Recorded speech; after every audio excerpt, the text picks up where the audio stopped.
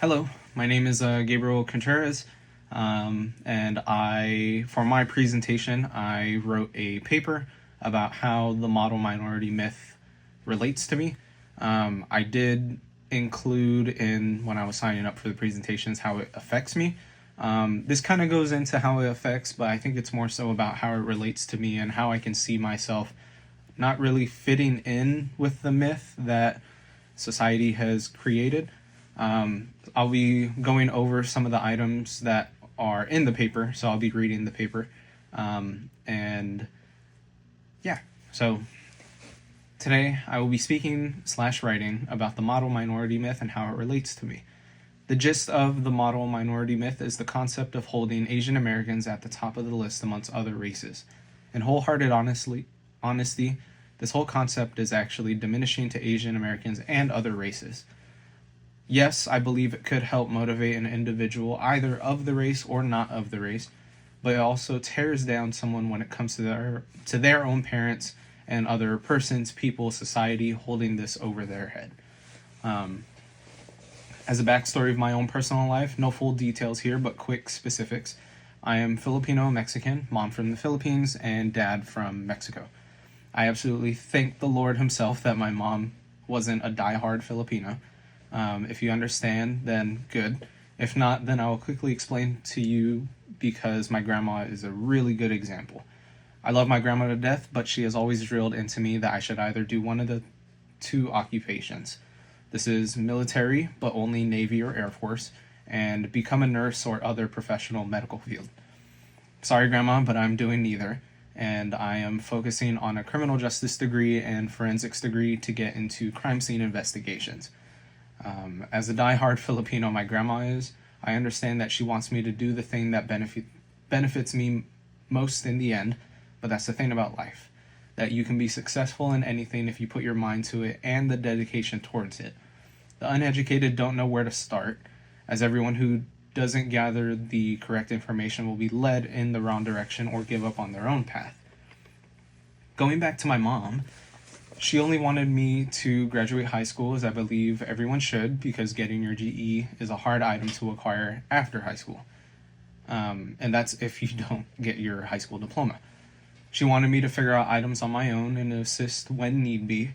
She never held that myth over my head, as she knew that it would only stress me out more in finding myself in the future. To go off of that, my mom, she was born in the Philippines, Manila, and my grandma always drilled into her that she would be in the medical field. My mom became an occupational therapist, and she loved doing it, catering to the elderly, the ones that couldn't really help themselves. But then she quickly diverted to owning her own business. But she got that dedication or motivation, or not even, I would say forced motivation, from my grandma, because grandma is, scary.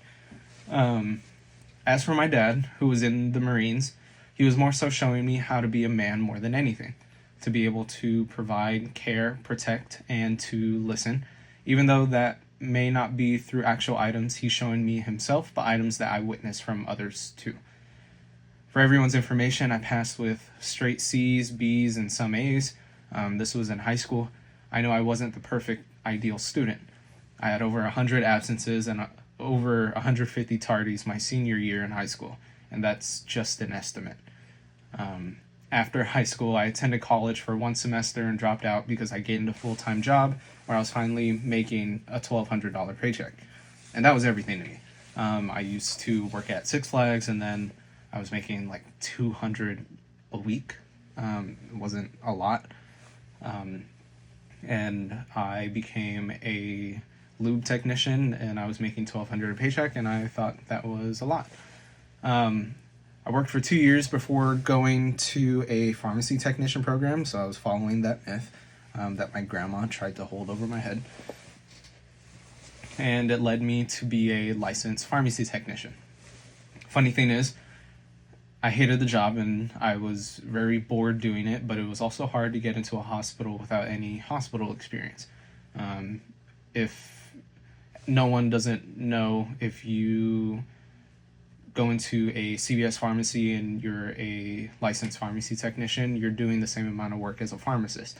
So to me, it doesn't, that schooling that I didn't really amount to getting paid 16 to 21 an hour when I was making the same amount when I was a lube technician. So I decided I wanted something more mobile. So I got into security, and by that time I realized that, I was 22, I believe, no, I was 20 to 22, and I thought that I should go back to school, and that's what led me back to college. It was very tough times in my early 20s, but it's okay because a lot of people told me that, I have time, but I realized the more I keep telling myself that, the faster the years go by, and, I need to take a hold of the things that I have now. So, if you want to use me as a model minority, I would say good luck, because my life was somewhat everywhere amongst the years of 18 to 23, and I am not really a good example of the model minority.